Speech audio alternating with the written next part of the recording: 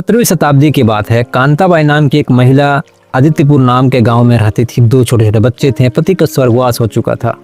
ऐसे में कांताबाई की नई नई नौकरी लगी थी किसी दूसरे गांव में। लेकिन जब वो दूसरे गांव जाती थी काम के लिए, तो ऐसे में बीच रास्ते एक छोटी सी नदी पड़ती थी। वैसे तो नदी छोटी इसलिए थी क्योंकि वो बरसाती थी। आमतौर पर साल भर उसमें पानी नहीं होता था, लेकिन जैसे ही बरसात आती थी वो नदी अपने रौद्र रूप में आती थी।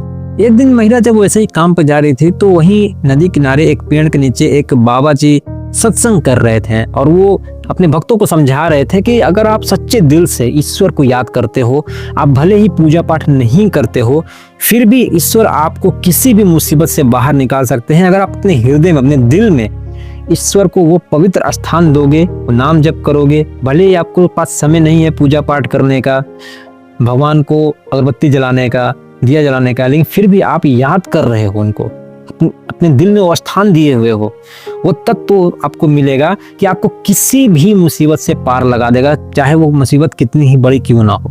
अब ये जो बात थी, ये कांताबाई के दिलो दिमाग में छप गई। कुछ दिन बाद बरसात आई और नदी पूरी तरीके से लबालब भरी हुई थी। अब कैसे वो बाहर जाए, क्योंकि वो बरसाती नदी थी, वहां नाव की भी सुविधा नहीं थी। तब कांताबाई के दिलो दिमाग में वो बात याद थी जो बाबा ने समझाया था, और उन्होंने कृष्ण को याद किया। नदी में उतर गई, बगैर वो डूबे नदी के पार गई, और इसी तरीके से वो 2-3 दिन काम पर जाती रही, आती रही काम पर से। कुछ एक दिन बाद पता चला कि बाबा जी जब वहां से प्रस्थान करने वाले हैं। कांताबाई को लगा कि बाबा ने इतनी बड़ी ज्ञान की बात बताई है, तो बाबा को इसके बदले कुछ न कुछ तो देना चाहिए। तब वो बाबा जी से दरख्वास्त करती है, आग्रह करती है कि बाबा आप तो चले जाएंगे, लेकिन उससे पहले मैं चाहती हूँ कि आप हमारे यहाँ एक दिन का भोजन ग्रहण करें। बाबा जी भी खुश होते हैं। बाबा जी कहते हैं कि ठीक है। तो कांताबाई कहती है कि मैं दूसरे गांव जा रही हूँ, वहां से कुछ अन्न लेकर काम करके आऊंगी और आपको भोजन कराऊंगी, आपको भोग लगाऊंगी मैं। अब बाबा परेशान कि इतनी बाढ़ में कैसे वो जाएगी, कैसे आएगी वो। कांताबाई ने कहा कि आपने तो समझाया था रास्ता। कांताबाई ने नाम लिया और नदी में उतर गई, उस पार चली गई।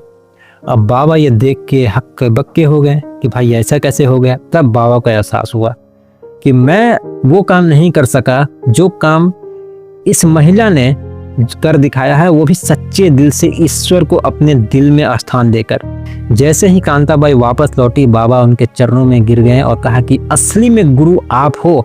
मैं चाहते हुए भी ये काम नहीं कर पाऊंगा पूरे जिंदगी, चाहूं भी तो। जो आपने कर दिखाया, सिर्फ इस बात को अपने दिल में बैठाकर कि हाँ ये भी संभव हो सकता है। तो दोस्त, संभव हो सकता है, विश्वास रखो। और विश्वास कहाँ रखना है ये आपको इस कहानी में पता चल ही चुका होगा।